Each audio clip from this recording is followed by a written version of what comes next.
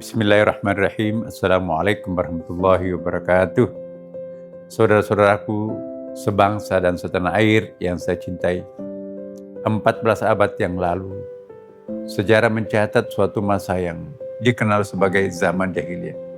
Zaman di mana manusia kehilangan moral dan manusia tercabut dari nilai-nilai kemanusiaan. Yang kuat menindas yang lemah dan perempuan kehilangan martabatnya. Kini zaman itu tidak lagi ada.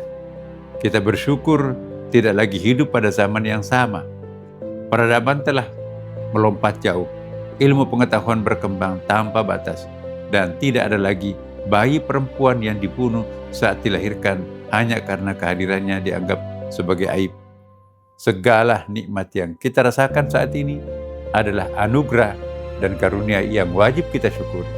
Bayangkan, jika saat ini kita hidup di zaman jahiliyah, mungkin aktivitas sehari-hari kita hanyalah berperang melulu, dan merampok dan saling untuk membunuh. Tentunya perubahan besar dalam sejarah peradaban manusia itu tidak terjadi secara kebetulan.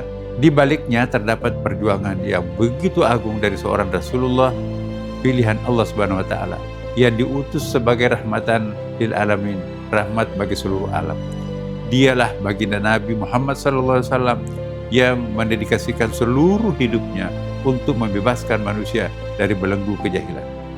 Saudara-saudaraku, kaum muslimin di seluruh tanah air, transformasi yang dibawa Rasulullah SAW, sebuah lompatan peradaban yang berakar pada nilai-nilai tauhid, pengembangan ilmu pengetahuan, penegakan keadilan, penguatan kasih sayang, serta penghormatan terhadap martabat manusia. Innama bu'itsu liutammima makarimal akhlak. Artinya sesungguhnya aku diutus hanya untuk menyempurnakan kemuliaan akhlak. Begitulah kata Nabi. Hadis tersebut yang saya sampaikan itu menjadi kunci untuk memahami mengapa perubahan yang dibawa Nabi Muhammad SAW mampu mengubah sejarah peradaban manusia. Beliau melalui dakwahnya dengan membangun akhlak manusia. Sebab akhlak itu adalah fondasi dari setiap peradaban. Ketika akhlak tegak, maka keadilan pun juga akan tumbuh. Ilmu pengetahuan akan membawa manfaat. Kekuasaan akan dijalankan dengan amanah, dan kasih sayang akan menjadi perekat kehidupan bermasyarakat. Saudara-saudaraku, kaum muslimin yang saya cintai, hari ini kita memperingati hari kelahiran manusia paling mulia, Nabi Muhammad SAW, sosok agung yang diutus oleh Allah SWT sebagai rahmat bagi seluruh alam. Memang kita tidak hidup sezaman dengan beliau. Kita belum pernah melihat senyumnya. Kita juga belum pernah menggenggam tangannya ataupun mendengarkan langsung kelembutan suaranya. Kita hanya mengetahui dari cerita dan data-data sejarah.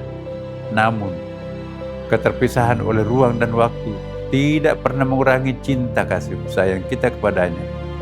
Rasa cinta itu akan senantiasa bersemi untuk manusia yang senantiasa memikirkan, mendoakan, dan memohonkan ampun bagi umatnya. Bahkan di akhir hayatnya, Rasulullah SAW masih memikirkan umatnya.